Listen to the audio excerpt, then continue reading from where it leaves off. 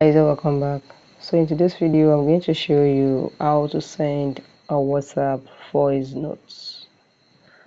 So you can use a voice note to express yourself instead of typing, talk to a person directly. You just use voice notes. How do you do that? Now what you need to do is open your WhatsApp.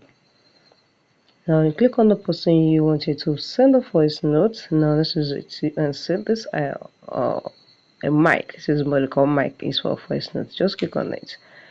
And you can talk, say anything you want to say. You can express, you can take longer as you want. There's no limit to the your voice note. Once you are done with it, just drop it. Remove your hand and you can see it has sent. I'm going to show you how to say it now. You can listen to it by yourself.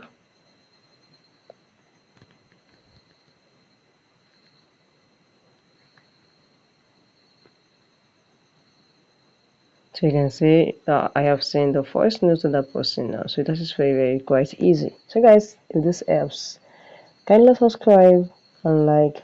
Thank you guys.